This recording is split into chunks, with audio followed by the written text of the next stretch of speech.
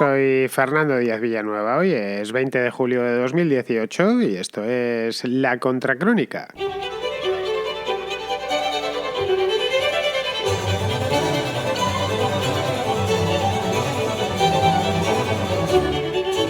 Entre hoy y mañana, como el título de aquel informativo nocturno que se daba por Telecinco hace muchos años, se celebra el 19º Congreso del Partido Popular.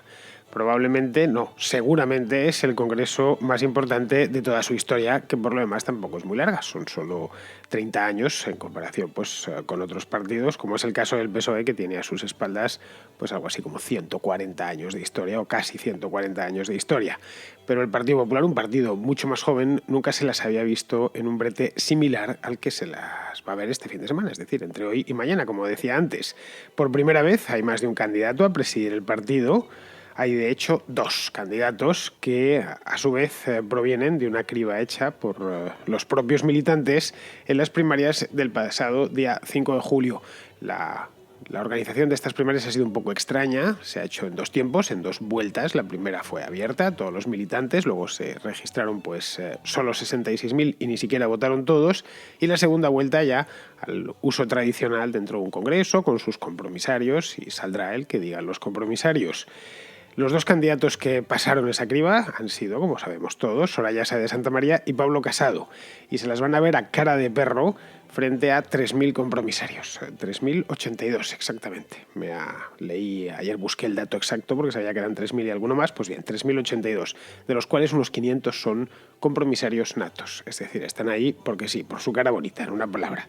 Los compromisarios no votarán hoy, votarán el sábado por la mañana, a eso de las 11 de la mañana, según he podido leer por ahí, y a la 1 sabremos el nombre del ganador, o de la ganadora, si es que gana Soraya, que podrá irse a comer, si a la 1 dicen el resultado, pues podrá irse a comer tranquilamente con el cetro del partido bajo el brazo.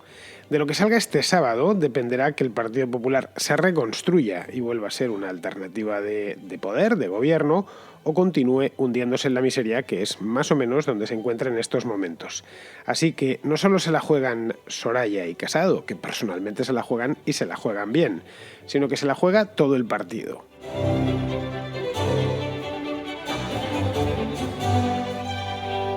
Si de algo ha servido este proceso de primarias del Partido Popular, tan esperado por lo demás, hace unos años, 10 exactamente, cuando Rajoy perdió en las elecciones de marzo de aquel año, mucha gente, votantes y militantes del PP, pidieron unas primarias, pero como el que oye llover. En aquel entonces el partido se ve que no estaba preparado. Rajoy forzó un congreso que se celebró en Valencia en el verano de 2008 y en el que candidatura solo había una, la del propio Rajoy, y aquello fue lo más parecido a una apisonadora. Se pensó que iba a ser lo mismo en el siguiente turno de cambio de poder, es decir, después de Rajoy, vendría el que señalase a Rajoy con su dedo, y así indefinidamente. Pues no ha terminado siendo así por una razón sencilla, y es que les han sacado del poder de muy mala manera y el partido está con una crisis interna de categoría especial, una crisis de auténtico caballo, una depresión de caballo. Necesita medicación y medicación urgente, y eso es lo que supuestamente se van a administrar se están administrando durante el último mes y medio, y la dosis final va a ser mañana sábado cuando voten. Bien, lo que les ha servido a ellos y nos ha servido a todos, al menos los que seguimos la política española, yo la sigo por dos razones. La primera, porque sigo asuntos políticos, porque es mi trabajo, y la segunda, porque soy español y estas cosas me pillan obviamente muy de cerca. Pues les ha servido y nos ha servido para poder observar al Partido Popular y a la vez que ellos se observen a sí mismos frente a un espejo. Pero no a un espejo curvo como el que solían mirarse ellos, estos que deforman la imagen y en el que se veían más delgados y más lozanos, sino en un espejo plano, normal, como los que tenemos todos en casa y que nos muestran tal cual somos. Y eso no estaban muy preparados, a una cosa así no estaban muy preparados hace solo unos días, solo unas pocas semanas. Si esto se lo comentamos a los protagonistas de las primarias hace 2 meses, es decir, el día 20 de mayo, nos hubiesen tomado por locos. Bien, ahora están frente a esto, en 2 meses pueden cambiar mucho las cosas, y de hecho dentro del PP han cambiado mucho las cosas, se enfrentan a un baño de realidad. Un baño de realidad que empezó el mismo día de la moción de censura, cuando de improviso se vieron desposeídos de todo el aparato del poder, incluido el Boletín Oficial del Estado, que manejaban a su antojo desde hacía 7 años. Estaban atrincherados, de hecho, detrás del Boletín Oficial del Estado. Habían conseguido salvar la trinchera por los pelos durante las 2 elecciones que hubo entre diciembre de 2015 y junio de 2016, y 2 años después, al final, esa ficción en la que vivían, de creerse todavía un partido poderoso y apoyado. Es cierto que ganaron las elecciones, tanto las de 2015 como las de 2016, pero las ganaron por muy poco, y al final bastó que se pusiese un poquito el diablo a enredar, en este caso el diablo entre comillas ha sido Pedro Sánchez, para que les aventasen del poder. Bien. Esto es lo que se han encontrado. Lo primero, así, la primera en la frente es que el día 1 de junio se encontraron fuera del poder. El día 1 de junio es ayer por la tarde, es decir, estamos a 20 de julio, ha pasado 1 mes y 20 días. Eso fue el primer golpe de realidad que sufrieron. Luego vino lo del recuento de militantes, que fue unos días después, ya dentro del mes de junio. Ellos decían tener, desde hace muchos años, decían ser el mayor partido de España por número de militantes. Decían tener 870.000 exactamente. Una cantidad considerable. Estamos hablando de un partido de casi 1 millón de militantes en un país que no llega a los 47 millones, pues suponía una masa social francamente poderosa tener 1 millón de militantes en un país que por lo demás, en los tiempos que corren, pues está muy despolitizado y muy desmovilizado. Es decir, aquí no hay... Lo normal es que la gente no milite en partidos políticos, no es lo habitual. Si preguntáis a vuestros vecinos o a vuestros compañeros de trabajo, os costará encontrar a uno, a no ser que trabajéis dentro de un partido, pues os costará encontrar a uno que tenga el carné de un partido. No es lo habitual. Pues ellos decían tener 870.000 militantes y resultó que solo se registraron 66.000 para votar. Pero aunque bueno, que eso no significaba nada, que había muchos más. Se hicieron unos cuantos cálculos en función de las cuotas que declaraban y no salían más allá de 150.000. Este fue el segundo golpe de realidad. El último embrujo en romperse fue el de la unidad sin fisuras del partido, el proverbial caudillismo, que siempre tuvo y del que siempre hizo gala el principal partido de la derecha española. Ellos no hablaban de caudillismo, porque la palabra caudillo en España pues tiene mal nombre desde tiempos de Franco, pero se hablaban de presidencialismo. Decían, es que este es un partido presidencialista, cuando uno les echaba en cara, pero ¿no os parece un poco anormal que allí nadie se queje y que los presidentes los elija el presidente anterior mediante el procedimiento digital? Y te decían, no, pues que esto es un partido presidencialista, entonces estamos muy orgullosos de nuestro presidencialismo. Y bueno, se ponían a hablar y ya no había quien les callase y a presumir. Y además, estamos gobernando, algunos te decían. Esto significa que nuestra manera de funcionar es la adecuada. Y todos pensamos aproximadamente lo mismo. Yo, la verdad, me sorprendía cada vez que me lo decía alguno del PP, sobre todo porque si les tirabas un poco de la lengua veías que de que todos pensasen lo mismo no era cierto. Lo cual te ayudaba a entender bastante el Partido Popular por dentro y asumir desde ese momento que eran gente normal, es decir, que no eran zombies programados ni nada de eso, porque si lo que se veía desde fuera se hubiese correspondido con lo que había dentro, era para hacérselo mirar. Es decir, siempre hubo corrientes, aunque eran todas muy subterráneas. Pues bien, en el pasado día, creo que fue el 5 o el 6 de junio, fue a abrirse el dique y automáticamente se presentaron 6 candidatos. Empezó a correr agua de una manera decidida. 6 candidatos, cada uno con su canción, sus lamentos y su proyecto personal y político. Estas fueron las primeras primarias, la primera vuelta. De esos 6 solo podían quedar 2. Todos pensábamos, cuando digo todos es prácticamente todos, los periódicos, yo mismo creo que a cualquiera que le preguntases hace un mes quién iba a ganar las primarias o la primera vuelta de las primarias, todos pensábamos que las elegidas iban a ser Soraya Sáez de Santamaría y María Dolores de Cospedal, por razones más que obvias. Tienen las dos un relieve muy grande dentro del partido, de los votantes sobre todo y los militantes, son muy conocidas. Soraya venía de ser vicepresidenta, Cospedal está muy... o pensábamos al menos, que tenía mucho predicamento dentro del partido y sobre todo que había sido la secretaria general. Luego había estado pastoreando el aparato durante muchos años y eso ya per se era una garantía. Pues bien, ahí saltó la sorpresa, la primera gran sorpresa. Entonces saltó el pasado día 5 de julio. Pablo Casado, un tipo joven con algo de relieve mediático, si era conocido, más en unos sitios que en otros, pero sí, la gente, más o menos el que sigue la información política, le hablabas de Pablo Casado y sabía darte cuenta de él. Pero vamos, que más allá de esto, lo único que había hecho era ser diputado. No había pasado del escaño raso en el Congreso de los Diputados.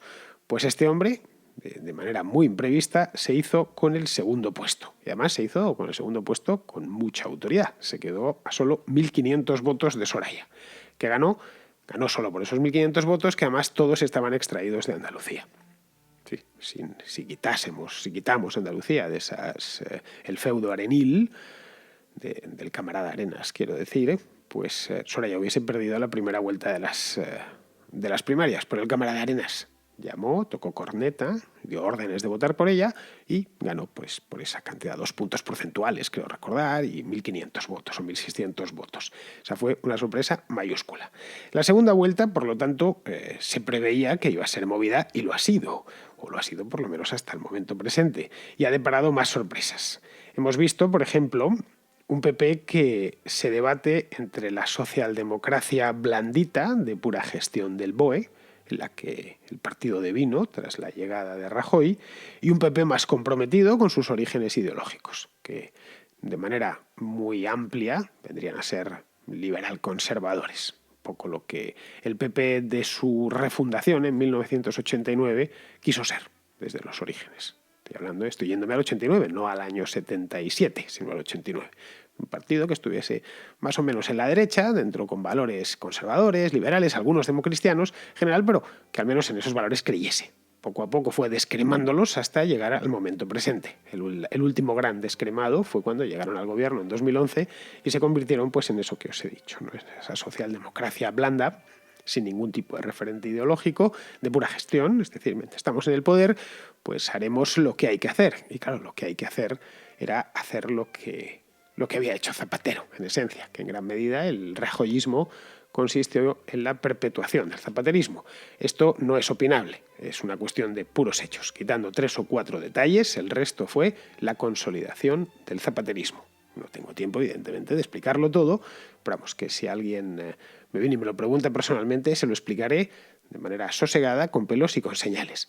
Pues estos dos PP son los que hemos visto que se debatían, entre las dos maneras de ver el PP, que se debatían durante estos días. No ha habido un debate formal, no lo ha habido porque Soraya Sáenz de Santamaría se ha negado en redondo a tenerlo. Sabía que tenía las de perder frente a Pablo Casado y no hemos podido disfrutar de un debate, aunque fuese pues una cosa de andar por casa, por internet. No hacía falta que el debate fuese en Telecinco o en Antena 3, con una cosita retransmitida en streaming por YouTube hubiese bastado, pero no, se negó, mejor dicho, Soraya Sáenz de Santamaría en redondo a hacerlo y nos ha privado de ver cómo se defendía de unos flechazos que la hubiesen dejado seguramente herida de muerte. De ahí que su equipo, con buen tino, decidió que de debates nada, que ella tenía otros planes que puso en marcha, obviamente, conforme la cosa se le ha ido complicando, pero que no quería de ninguna manera enfrentarse a Pablo Casado, o al menos enfrentarse en un cara a cara.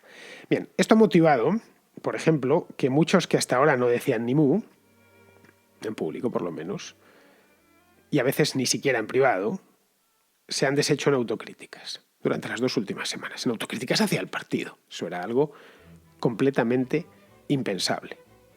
Es decir, que el Partido Popular era una ciénaga, es algo que todos sabíamos, pero era una ciénaga la mar de silenciosa, una ciénaga en la que no se oía ni el croar de las ranas.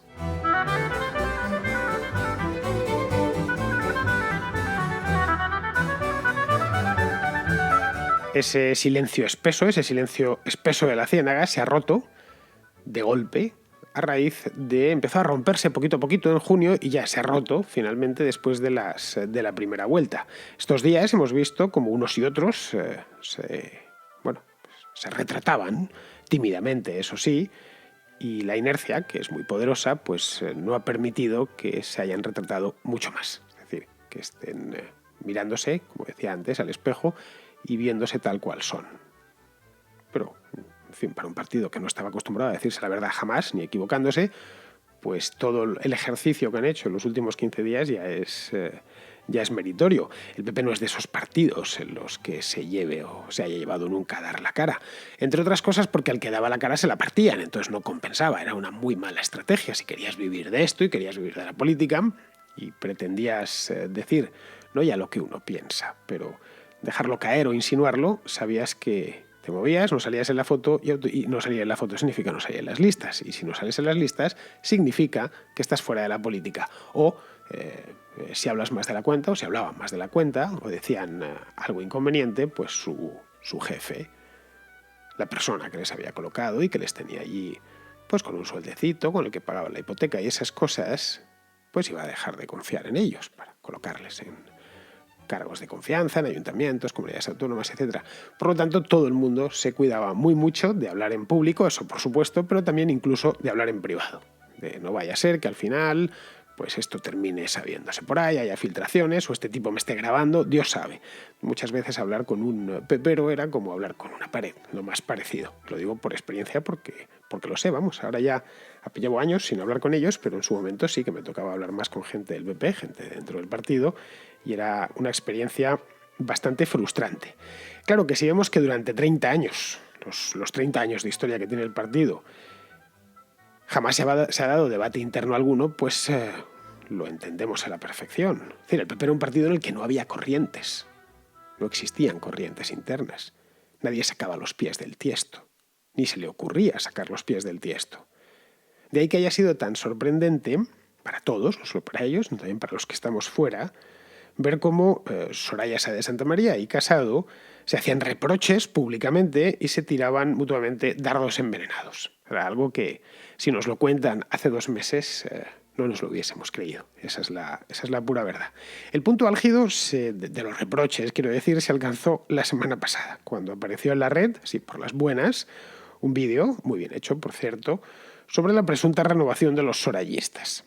El vídeo que creo que habréis visto, si no todos, casi todos, los oyentes de la Contracrónica. Asumo que os interesan estos temas y por lo tanto ya lo habréis visto, pero vamos, si no lo habéis visto aparecen personajes miserables como miserables de manera acreditada estoy hablando, ¿eh? Esto no es opinión, estoy hablando de hechos, puros hechos. Pues tíos tipo Montoro o el camarada Arenas o Celia Villalobos, con el fondo de la sintonía de Cuéntame y con mucho material de archivo, así que es un vídeo que les llevó a quien lo hiciese, que desconozco quién hizo ese vídeo, le llevó su trabajo y además requería algo de profesionalidad, porque el vídeo está muy bien editado y muy bien realizado. Bueno, esto apareció, sabéis las redes sociales, la capacidad de viral que tienen, apareció en Twitter, en Facebook, en 1000 sitios, a mí me lo enviaron por WhatsApp, de tal manera que a la vuelta de unas horas lo había visto todo el mundo. Aquello fue un puñetazo en la boca del estómago para el equipo de Soraya. Para los que estamos fuera, pues nos pareció algo normal. Yo lo vi, me reí un poco, pero no me pareció nada raro. De hecho, todo lo que decía era estrictamente y escrupulosamente cierto. Pues bien, dentro del PP ocasionó un terremoto de la escala, de escala 9, una cosa tremenda. Casi se les viene el partido abajo. Claro, ¿qué es eso de decir que Arenas lleva toda la vida ahí? O que Celia Villalobos es poco menos que una verdulera sin modales. Decirlo así, en voz alta estoy hablando. Porque claro, Arenas lleva toda la vida ahí, eso es cierto. Y Villalobos es una verdulera sin modales. Recordemos aquel episodio después del cual debió retirarse y no volver nunca, ponerse delante de una cámara, ni retirarse de la política para siempre. El de Manolo, el de no sé si era el chofer o el escolta, en el Congreso de los Diputados. Este vídeo no sé si es de 2007 o 2008. Pero claro, aquello que en su momento dio pie a que nos riésemos mucho y además aprendiésemos a despreciar a esta mujer después de ver cómo trataba así entre comillas, el servicio, es decir, al chofer. Dentro del PP nadie lo comentaba. Nadie decía ni esta boca es mía, y menos aún en público. Nadie se le ocurría decir por qué Javier Arenas, que es el perdedor por antonomasia, el perdedor con P mayúscula, lleva toda la vida ahí y no se retira y sigue mandando y disponiendo. O por qué esta mujer todavía no se ha ido a pesar de un episodio tan chusco como este. Bueno, y unos cuantos más de la propia Celia Villalobos. Este vídeo marcó la campaña, lo vimos la semana pasada, pero no fue lo más doloroso que le han dicho a Soraya Sáez de Santamaría en las 2 últimas semanas. Cuando vino a ser, sí, fue Casado directamente. Además lo dijo lo estoy hablando de memoria, pero lo dijo sin utilizar eufemismos. Dijo que, bueno, algo que todos pensaban ya, que la operación Diálogo en Cataluña fue un fracaso sin paliativos y que a los hechos había que remitirse. Es decir, que Esta mujer se había pasado un año haciendo el mongi en Barcelona y el resultado final fue que, según terminó esa operación diálogo, pues los independentistas declararon la independencia y ocasionaron una crisis de padre muy señor mío que está tan reciente que todavía está fresca, vamos. Y todo después de una operación capitaneada y diseñada por esta mujer. Pues Pablo Casado lo vino a decir así. A partir de aquí, Soraya, ya viendo que le estaban comiendo la tostada, disparó toda la artillería que tenía disponible. Claro, como la que tenía contra Casado, que era básicamente lo del máster. Ya lo había soltado, lo soltó hace 2 meses y se anticipó. Si ella llegase a verlo, lo hubiese soltado ahora en el mes de julio y le hubiese hecho polvo, pero no, eso ya era pólvora mojada. Pues lo que hizo fue pasar al cobro todas las facturas pendientes que tenía con los medios de comunicación. A muchos de ellos les hizo muy felices, desde el punto de vista financiero estoy hablando. Claro, tenían deudas con ella. Así que esta mujer se ha hecho una auténtica maratón de radios, de televisiones, entrevistas, masaje en los periódicos a lo largo de los últimos 15 días. Pero claro que en toda esta maratón mediática, ¿qué podía decir para apoyar su candidatura? Lo que podía decir ella, que había sido la segunda de Rajoy y por tanto corresponsable del naufragio. Pues nada, ¿qué va a decir? Lo previsible en estos tiempos, que es mujer. Y que solo por eso, por ser mujer, tiene que ser presidenta. Iban con un cartelito y unos hashtags, ahora una mujer, Soraya. Los que habéis seguido un poco la campaña lo habréis visto. A ratos daba vergüenza ajena. Bueno, la sigue dando. Tenéis que elegirme porque soy mujer. Un poco al estilo Hillary Clinton. A Hillary Clinton esto no le salió muy bien hace un par de años, pero bueno, estaban con esa historia. Han seguido hasta el final con esa historia. Aún así, hace cosa de 3 o 4 días, el discurso de género, que Soraya ha ensayado, creo que sin demasiado éxito de puertas adentro, porque cuando vio que eso no gustaba mucho, o que quizá gustaba mucho en el diario público, pero que dentro de su propio partido pues no sentaba demasiado bien, o no les parecía, decir a un votante del PP o un militante del PP, dime por qué quieres ser presidenta, pero no porque eres mujer. Precisamente el PP ha sido un partido en el que ha habido siempre muchísimas mujeres, es un partido que ha tenido pues decenas y decenas de ministras y en el que las mujeres han cortado mucho el bacalao y tenemos Esperanza Aguirre, la propia Cospedal, la propia Soraya y un montón, Luisa Fernanda Ruz y un montón de ellas. Es decir, el PP ha sido un partido muy femenino desde sus orígenes. Y estaba saliendo con esta cosa de la hora una mujer.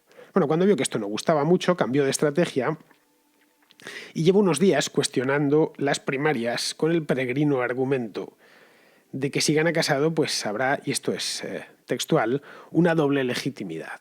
Porque claro, ella ganó la primera vuelta y está agarrándose a los 1.500 votos como a un clavo ardiendo. Y es cierto, la ganó. Pues que la ganó, como he dicho antes, por 1.500 votos y por 2 puntos porcentuales y solo porque Arenas hizo sonar la trompeta, o la corneta, mejor dicho. Porque en el resto del país perdió. Si desestacionalizamos las primarias, vemos que retiramos el tema Andalucía y automáticamente Soraya se va al segundo puesto. Claro, aquí lo que vemos es que se está poniendo la venda por si acaso se lleva la pedrada, que es una posibilidad, es decir, la pedrada que pierde en el Congreso. Entonces ya puede luego quejarse e incluso montar una escisión, no lo sé. Digo, no, yo es que tengo una doble legitimidad, o directamente que quiere que Casado la ponga de segunda, que también es posible. Ya se encargará luego de guillotinarle una vez esté dentro, como ha hecho con Rajoy.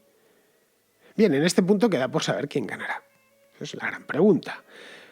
Pero eso no lo sabe nadie, porque aquí no hay encuestas, y si las hay no valen de mucho. Son 3.000 votantes, muchos de ellos no votarán por preferencias personales, sino porque su jefe regional o local, le da ya el voto dentro del sobre. Para reblandecer a estos jefes, a los que se encargan de meter los votos en el sobre y dárselos a sus compromisarios, para esta gente la única ideología que conoce es el poder y lo que quiere es seguir en él. Pues bien, para reblandecer a estos, el último gran movimiento de los dos ha sido sacar pesos pesados. Casado reunió hace un par de días a un montón de exministros en un restaurante de Madrid. Y allí se hicieron una foto juntos, todos. Luego además redactaron un manifiesto y lo hicieron público. Estaban un montón de ministros. Tengo la foto delante, de hecho, ahora mismo en el ordenador. Está Casado en el centro y sale Cospedal a su lado, a su derecha, Margallo, Zoido, Dolors Montserrat, Tejerina, Catalá, Soria. Horas después, como esto había sido de nuevo otro golpe bajo, Soraya contraatacó, se ve que no se lo esperaban y improvisó una comilona con Fátima Báñez e Íñigo de la Serna, una comilona de unas pizzas del Telepizza, allí con el cartón abierto y tal, comiéndoselas con las manos y unas botellas de Coca-Cola. Aquí lo que vemos es que a Montoro y a Celia Villalobos y a Arenas, a esos los escondió bien, a esos no los saca en la foto, por la cuenta que le trae, claro. Esta de los pesos pesados es una partida que también ha ganado Casado, porque sus pesos pesados, la verdad, pesan algo más que el semoviente de Fátima Báñez o Íñigo de la Serna, que era un tipo que estaba tan a gusto de alcalde de Santander, donde además era muy querido, según creo, y ahora mirad para lo que ha quedado, para comerse una pizza con las manos y que Soraya le saque en Twitter. A mí me da mucha tristeza, porque entre ser alcalde de Santander, que es una de las cosas más grandes que se pueden ser en el mundo, y estar ahí con la pájara esta comiéndose una pizza con las manos, pues la verdad, no hay color. ¿Significa esto que va a ganar Casado? Pues no necesariamente. Conocemos solo una parte de esta historia, no lo olvidemos, la que se ha visto, no la que ha permanecido oculta. En ese apartado, lo oculto, la cloaca, lo que circula de manera subterránea, Soraya de Santa María es una experta. Sabe bien cómo presionar y además es una maestra empleando la intriga. Ya veremos lo que ha conseguido por esa vía. Lo veremos además dentro de muy poquito tiempo, solo 24 horas.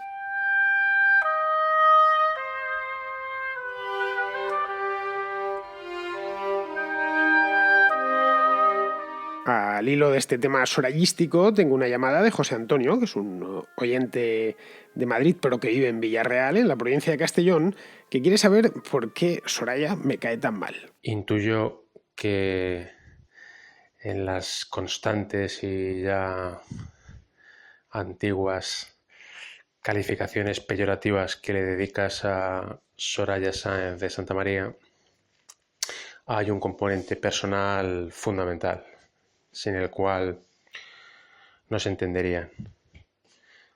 Así que mi pregunta surge sola.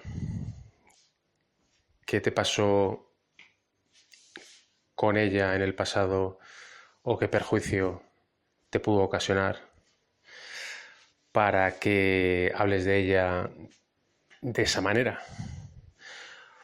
Porque francamente creo que no solo yo,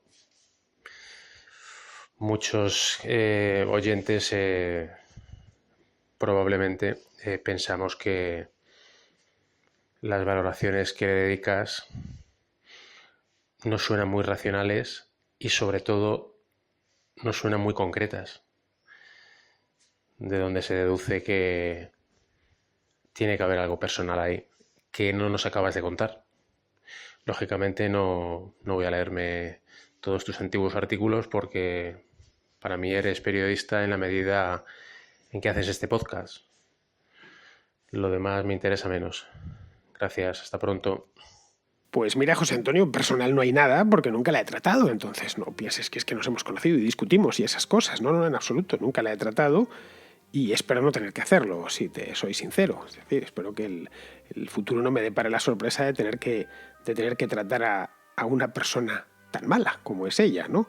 A ver, mi manía hacia esta mujer viene motivada porque, según llegaron al poder en el año 2011, nos crucificaron a todos los periodistas que criticábamos a Rajoy. Pero no a todos los que lo hacíamos desde el liberalismo o desde el conservadurismo. Más, crucifixión absoluta, ¿eh? No te puedes imaginar hasta qué extremos, con qué saña. Así que, no solo yo, sino unos cuantos más la teníamos guardada. Por lo que, bueno, lo suyo contra nosotros sí que fue algo personal. Fue un ataque personal y lo hizo, como ya te digo, con besanía, con muchísima saña. fin, que se han cerrado periódicos, que se hicieron listas negras de periodistas y otras lindezas de la marca de la casa Sorayesca. Bueno, y de su jefa de gabinete, que es una tal María González Pico, en el siglo María Pico, que hace honor a su apellido y es el bicho que picó al tren. Entonces, entre la una y la otra y la una, pues al final no hicieron más que enemigos. Y claro, al final, cuando has fastidiado a tanta gente, en cuanto ven la posibilidad de devolvértela, te la van a devolver. Vamos, pero creo que hoy me he contenido.